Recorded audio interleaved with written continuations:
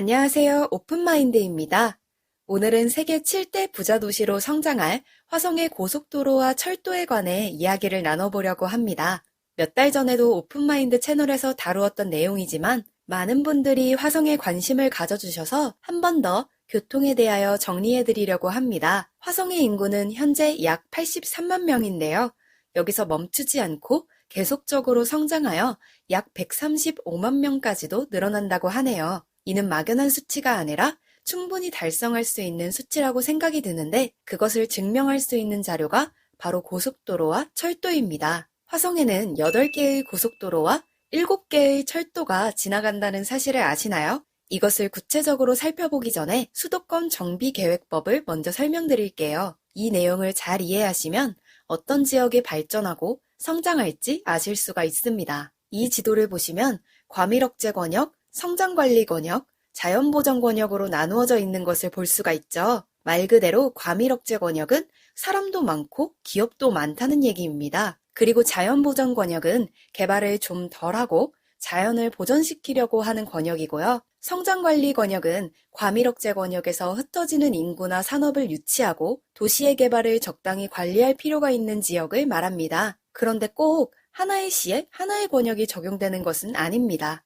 용인시와 안성시를 보시면 성장관리 권역인 부분도 있고 자연보전 권역인 부분도 있습니다. 과밀억제 권역은 보시다시피 서울은 당연히 들어가고요. 인천, 고양, 의정부, 구리, 하남 등등이 있죠. 그리고 오늘 살펴볼 화성을 보면 과밀억제 권역과 접해 있는 성장관리 권역입니다. 과밀억제 권역에서는 꿀뚝산업이라든지 이런 것들이 이제 허용이 되지 않아요. 있는 것도 다 바깥으로 밀어내고 있는 상황이라 이 권역에서는 공장을 설립하기가 너무 어렵습니다. 그러다 보니까 이 안에 있는 기업들이 바깥으로 나가야 하는 상황이죠. 그런데 멀리 갈 수는 없죠.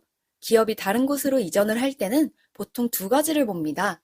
바로 고속도로와 철도죠. 기업이 어떤 생산 활동을 하기 위해서는 고속도로 기반이 확실하게 되어 있어야 합니다. 예를 들어 기업에서 제품을 만들어서 고속도로를 통해 물류를 이동시켜야 되는 그런 부분이 있겠죠. 그래서 이렇게 과밀억제 권역에서 밀려나는 기업들이 제일 가까운 화성시로 올 수밖에 없는데 아까도 말씀드렸다시피 이 화성에는 8개의 고속도로가 있습니다. 그리고 7개의 철도까지 지나가고 있고요. 그럼 이제 고속도로와 철도에 대해서 자세히 살펴보도록 할게요. 먼저 고속도로입니다. 우리가 잘 알고 있는 경부고속도로죠.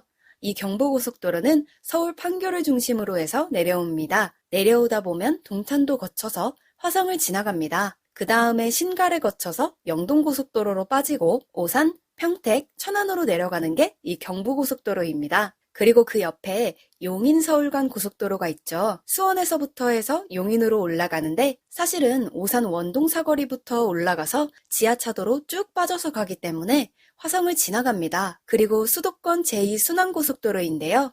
봉담에서 동탄으로 가는 고속도로가 있고 봉담에서 과천으로 가는 고속도로가 또 있습니다. 그리고 또 하나 그 밑에 보면 평택 화성고속도로가 있는데 이게 동탄으로 연결되어 있습니다. 또 이제 예정되어 있는 제2순환고속도로 외곽도로입니다. 이것은 쭉 거쳐서 이천까지 해서 성남으로 연결되는 그런 라인인데 지금 공사 중에 있습니다. 그리고 우리가 또 잘 알고 있는 서해안고속도로입니다. 제1, 제2 서해안고속도로가 있습니다. 그리고 화성도시고속도로라고 하는 비봉에서 매송까지 이미 개통이 돼서 이용을 하고 있는 고속도로가 있습니다. 전체적으로 보시면 총 9개의 고속도로가 지나가는데 실제로 용인-서울 간 고속도로를 빼면 8개가 지나갑니다. 조금 더 자세히 보도록 할게요. 이 자료를 보시면 양재 IC부터 내려가서 수원, 기흥으로 가는 게 경부고속도로입니다. 그리고 이게 아까 말씀드렸던 평택 화성고속도로입니다. 여기 평택 JC에서 어연 IC를 타서 올라가다가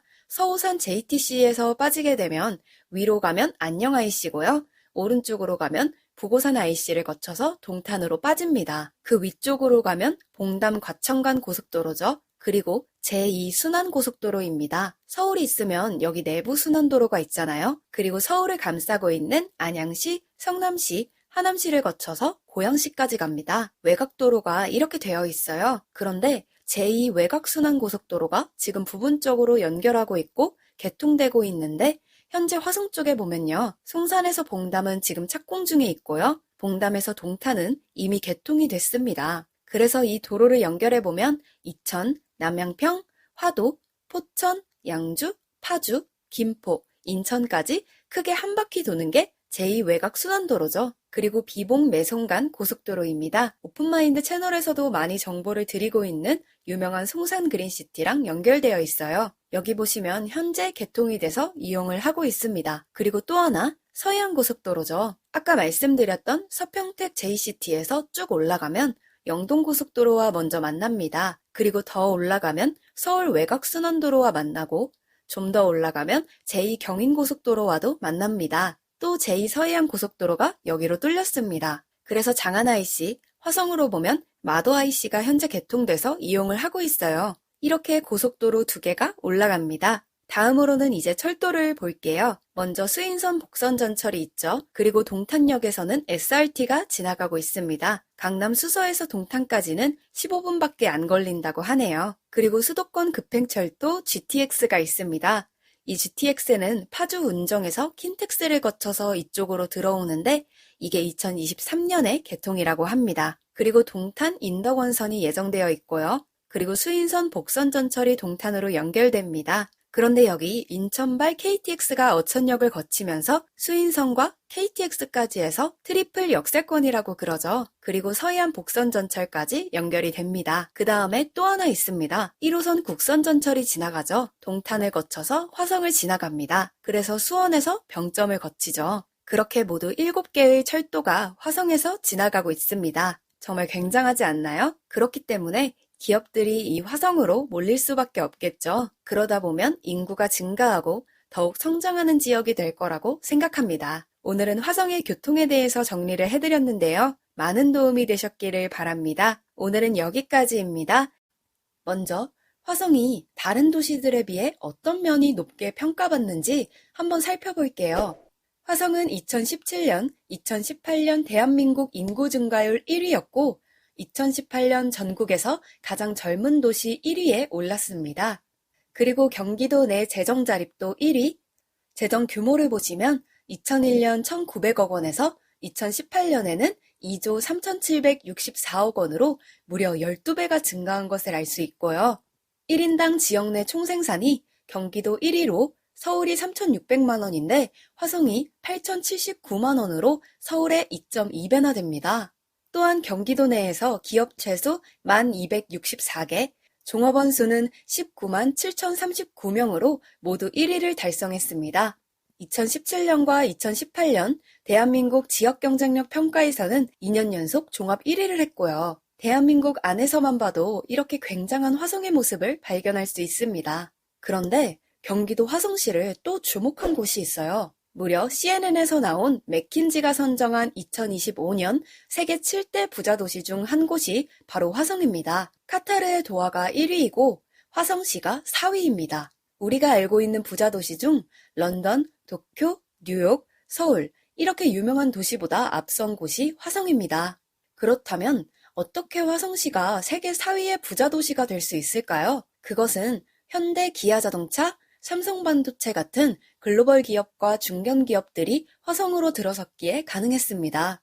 그리고 화성의 동쪽에 위치한 동탄 신도시가 세워져 인구 유입이 급속도로 증가되어 부동산 투자가 있었기에 가능했습니다. 그 외에도 화성은 산업단지들이 질비하게 들어선 도시입니다. 특히 제약회사와 중견기업들의 생산 공장이 포진해 있습니다. 이렇게 기업들이 많이 들어와 있는 이유가 무엇일까요? 화성은 서울의 1.4배에 달하며 844제곱킬로미터입니다. 일단 서울에서 가깝고 경기도 주요 도시들에 둘러싸여 있습니다. 그리고 인천공항과도 가깝고 고속도로가 곳곳에 깔려 있습니다. 우리나라 대동맥인 경부고속도로, 서해안 시대의 서막을 알린 서해안고속도로, 평택 화성고속도로, 제2서해안고속도로가 화성을 지나가고 있고 1호선 국선전철과 현재 SRT가 개통되어 강남 수서까지 15분이면 도착하며 향후 KTX, GTX 노선까지 계획되어 있는 맞춤형 도시로 변모해 가기 때문입니다. 소위 기업하기 좋은 도시로 바뀌었다는 것입니다. 고속도로와 철도에 관한 이야기는 이전에 올려두었던 영상에서 자세히 확인하실 수 있습니다. 실제로 화성은 아까도 말씀드렸다시피 경기도에서 기업이 제일 많은 도시고요. 타 지역에서 인구 전출입이 많은 것도 화성에 좋은 기업들이 있기에 가능했습니다. 기업이 부자 도시를 만들고 있다는 겁니다.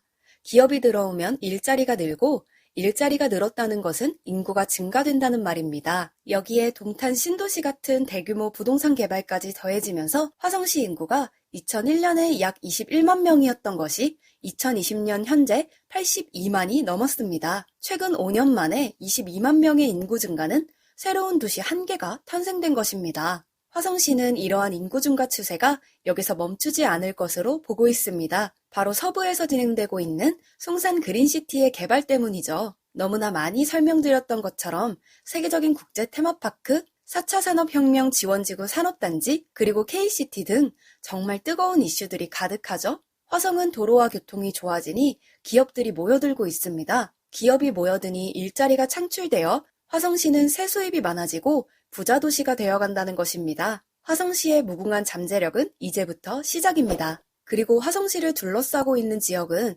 대부분 과밀억제 권역입니다. 과밀억제 권역에서는 더 이상 공장 허가가 나지 않습니다. 그래서 있는 공장도 밖으로 내보내고 있는 상황이라고 하네요. 그런데 화성시는 과밀억제 권역이 아닙니다. 바로 성장관리 권역에 있기 때문에 과밀억제 권역에 있는 수원시, 의왕시, 군포시, 시흥시, 과천시, 부천시 등 서울을 감싸고 있는 모든 도시 속에 있던 공장들이 가장 가까운 화성시로 몰려올 수밖에 없습니다. 맥킨지가 선정한 세계에서 부자가 될 도시 4위가 화성이라고 점친 예상이 이러한 근거에서 만들어진 것입니다.